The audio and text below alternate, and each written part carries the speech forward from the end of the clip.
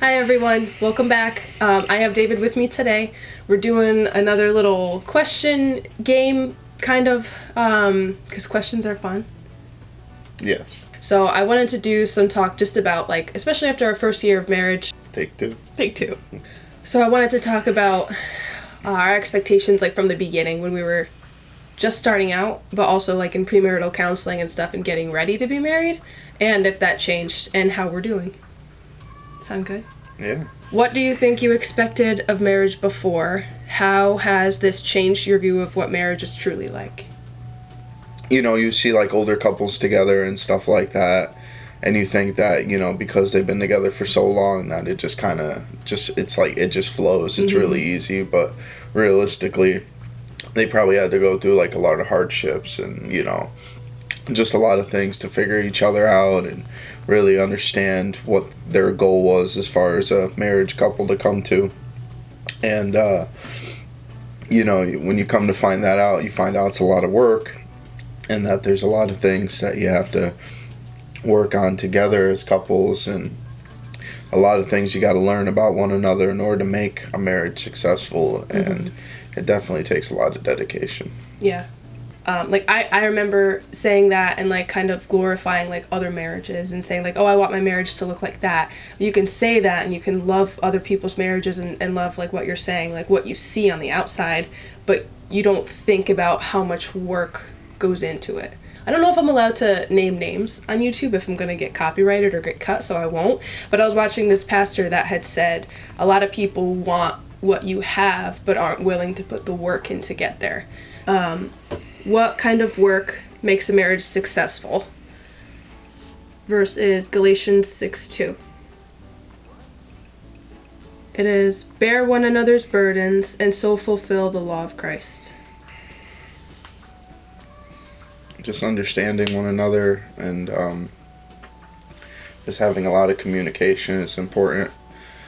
And just really taking in each other's values as far as what other people see and hold as value. You know, you should hold it to the same standard as your own because, you know, in marriage, it's not really about yourself, it's about the other person, so.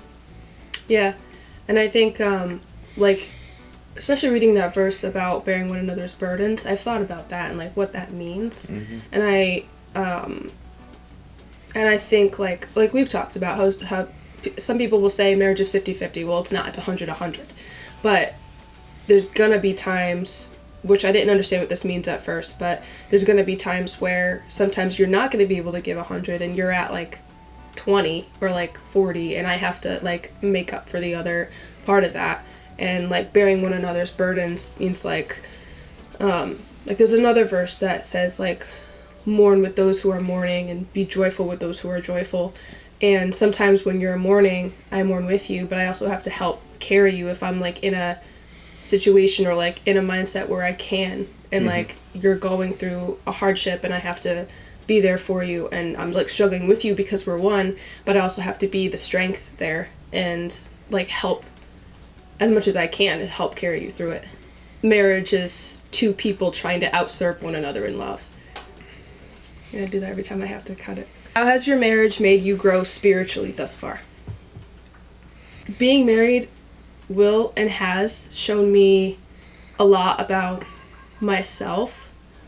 It's opened my eyes to a lot of things that I was doing wrong or like things that I had in my heart that weren't in line with Christ, and it really opened my eyes to things that I was doing that were going to be harmful, because now it's not just me responsible for myself, it's like us. So I was kind of forced to face that, and then it gave me like a focus on what to pray on. So then my prayer life got strengthened. So it really, in the struggles that we've had and the arguments that we've had and the things that we've gone through helped me more than anything, which you would think would be like, you don't learn as much in the joyful, happy, good times as you do in the struggles and the hardships. You know, there's so much that goes into it when you have, you know, Christ in your relationship, because you give up a lot of, you know, selfish, you know, tendencies and things like that. Okay. How can you or have you overcome negative thoughts or feelings about your spouse? The verse is 1 Peter 4:8. And above all things, have fervent love for one another, for love will cover a multitude of sins. Okay, so the question is, how can you or have you overcome negative thoughts or feelings about your spouse? I guess for me, the biggest thing is that, like, you know, you're like really the first. Well, since you're my wife now too, though, that also matters. Oh, that like, too. like the first person that I've been with that like shared the same kind of faith. You know, I mean, dating other people. Me too. And things like that either didn't really have a lot of faith or had none at all, and I think that was a big, you know, roadblock as far as trying to establish a relationship with a really strong foundation like we have now, because you know, when you're with somebody and they really don't share the same kind of values you do or see the things from the same kind of I don't know, I guess you could say light, it becomes tricky, and it you know really makes people stumble a lot more. You know, with this here, you know, for me, I try to look at it how, you know, I don't have to worry, you know, obviously about like you cheating and stuff like that, because I know, you know, we share the same values, and, you know, we have the same faith. I mean, you know better. So, you know, I guess just having us sharing the same faith and where we've gone and come from as far as growing in that, you know, that really kind of helps me just really stick to the whole idea that, you know, my wife is going to be faithful and I can trust her with whatever I need her to do for me and stuff. And, you know, it just really helps, keeps those negative thoughts out. And I will say, too, that the Bible commands, which is something that I overlooked in the past, obviously, because you're also the first Christian I've dated, period. Now married to. But I will say that the Bible actually commands us not to be yoked with unbelievers. And I think a lot of people overlook that when they're asking, like, is this my future husband? Is this my future wife? If you're in those stages and you're looking for, and you are a Christian, you are a believer, you want to get closer with God, the route that the Bible actually tells us to take is to not align with unbelievers. And that's not to say to not befriend them, like we have friends that are not of the same faith, and we are supposed to just love on people, but as far as marriage goes, the Bible's pretty clear about that. I'm thinking about the Bible verse for this specific question, like overcoming negative thoughts, that verse that said, love covers a multitude of sins. Jesus' love covered all of our sins. You know, like what he did was a radical act of love. Like dying on that cross was a radical act of love. So when we talk about marriage reflecting Jesus's love, like our love towards one another, it's just keeping that in my head. It's just saying, okay, he's flawed. He's gonna make mistakes. He's not perfect. He's never gonna be perfect. So just remembering to love you no matter what. And that's not making excuse for certain sins, but that's looking to the Holy Spirit for how to handle those situations instead of acting irrationally. What are some ways you're learning to treasure each other? 1 Peter 3:7. Husbands likewise dwell in them with understanding, giving honor to the wife, as to the weaker vessel, and as being heirs together of the grace of life, that your prayers may not be hindered. I'm learning to give you praise and be thankful for the small things that you do instead of picking at the things that you don't do. Like today, just making sure I'm thankful and thanking you for even doing the video with me and helping me clean the house. Because like in the past, and I've done this, like you would do something to clean the house, but it would be like something that I would see as like not so much a priority. And I would kind of like come down on you on it. It's like, why aren't you doing this? Why are you doing that? Like, that's not a priority right now. But in reality, you're trying to help. And I'm just thankful that you're there with me. And then I have a husband that helps me. And kind of like we've talked about, being sensitive to like your needs. So like when he comes home from work, he works hard. Like he has a tough job. And when he comes home at the end of the day, like his thing is like he just wants to sit in silence, like not talk, and just like unwind. I used to be really bad about, talk to me, how was your day? Blah, blah, blah, blah. So you're like, She said it. And now sometimes it's a little rough for me, or sometimes it's hard for me. But just respecting that and just letting him have his space. That's good.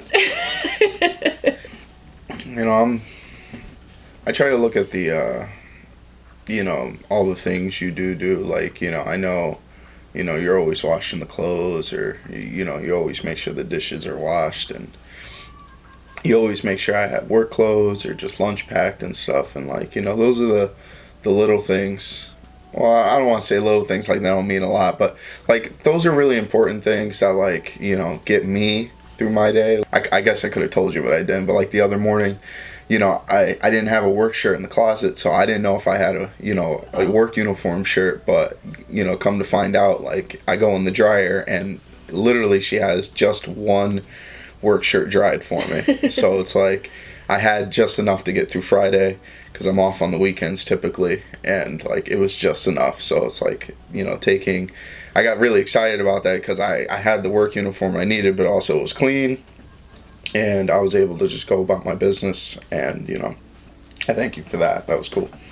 I really got to take into consideration when it comes to, just being there for when she needs me for stuff, because those are the things that, it goes without saying, that it helps me get through my day. I mean, I wouldn't be able to eat my lunch if she didn't pack it, which, I mean, if I did, it wouldn't be great. It'd just be a bunch of snacks. And I have to peel the oranges, so I know a couple things about your lunch. Like, I need to peel your oranges, or else you won't eat it.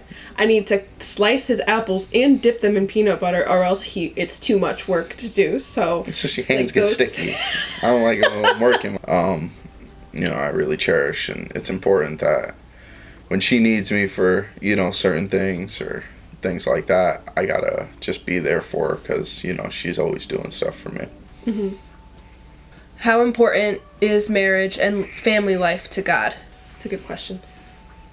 1 Timothy 3, 2-5.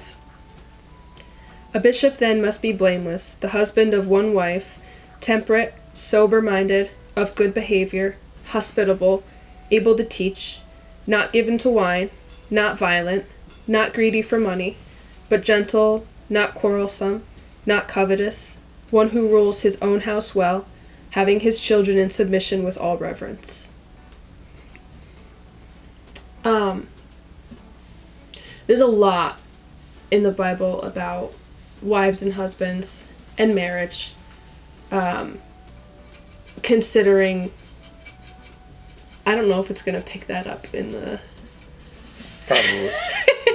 We have a little hamster in the same room, and he's drinking from his water bottle. I don't know if it's going to pick up on the microphone. Okay, that's good. He gets very thirsty.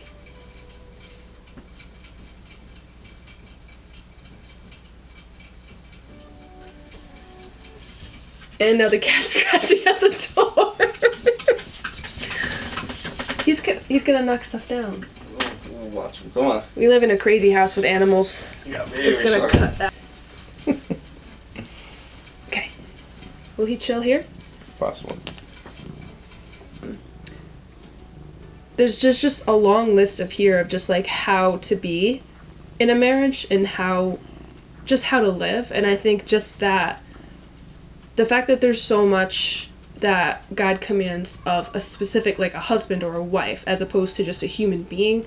I mean, there's that too, but he specifically calls out husbands and wives and say, well, act this way, like treat your spouse this way, do this and that. And there's so many like blessings for families, and I think because the family or the marriage is a reflection of Christ, he cares so much more about it, because it's what we're reflecting to the world.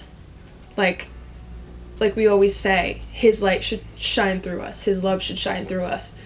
I've done jobs where I've gone to people's homes, and, I see multiple different faiths and religion in the home, and I can tell that really separates the family as far as how they communicate with each other, or how they, what they hold as valued, as important. Like, I know, you know, when we have kids or whatever we do, you know, eating dinner at the table will be a really important thing with the family, because I know that, you know, not a lot of people do that, but, you know, in traditional families, you know, back in the day, that's all they did was, you know, someone would cook the dinner and then you eat it at the table together, you know, no phones, no TV and all that stuff, and you would just talk amongst yourselves as far as your days, how you feel, and, you know, just really built a lot of memories for people as far as being together as a family.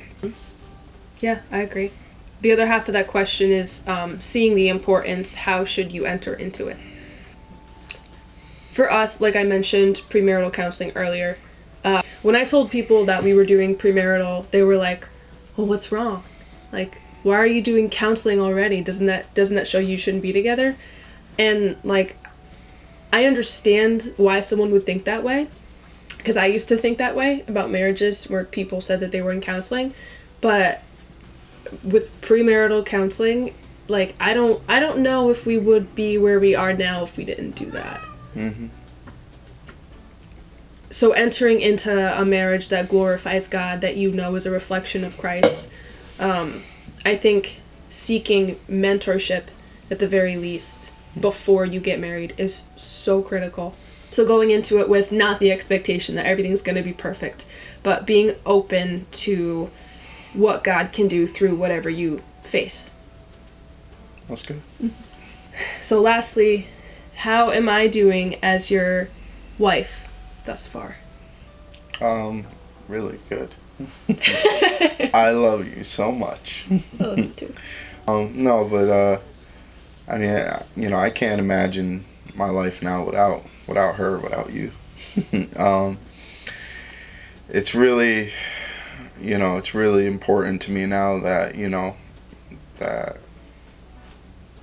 I don't want to say make it work, because it is working. It's just important that, you know, I keep trying to make sure I do the right thing when it comes to her and, you know, feelings or just, you know, emotions, just things in general, you know, things she takes interest in, things that she wants to do, things that she might pursue later. You know, it's really important for me to, you know, be part of those things, which is why I'm here in some of these videos. Yeah. You're doing good. Thanks. You're all right, kid. No, you have to ask this one to me now. How am I doing as your husband thus far? Amazing. Take your time. Okay, ask me again. I'll think about it this time. How am I doing as your husband thus far? Amazing. Really good. I think, yeah, like we have our fair share of issues and moments where we're working through stuff and moments where I think negative thoughts. We talked about that, but learning how to just embrace who you are and how good you are to me. Like, I can never have imagined that I would have a husband who likes trying to be a part of the things that I like doing, cares about, like, who I am and what I like and what I want and what I need every day, like, trying to make me happy, matching clothes with me, doing YouTube videos with me, making sure I'm fed, and just, like, yeah, because you are, like, but you've like, broken the barriers and, like, made it, like, so, like, even my highest expectation of what a husband is, like, you have exceeded it, because I can't, like, you're my partner, like, you're my best friend. I feel like we can get through anything. Okay, so that's all we have. Do you want to close out? Till next time. Oh my gosh. So that's what we wanted to share today, is just our expectations, how our marriage is going, especially in the first year. I think a lot of couples don't get that kind of feedback and openness, and like I said, I want this to all be vulnerability and just honesty and just kind of a Q&A with a young Christian married couple. So we'll try to do these Q&As once in a while, because I know that David doesn't want to be on every weekend, and I don't blame him. But I like to do, like, the Bible studies and just some talks just from a wife's perspective, which David doesn't necessarily need to be on. But I do love having him as a guest. So, thank you. You're welcome. Thanks for having me. All right, cut.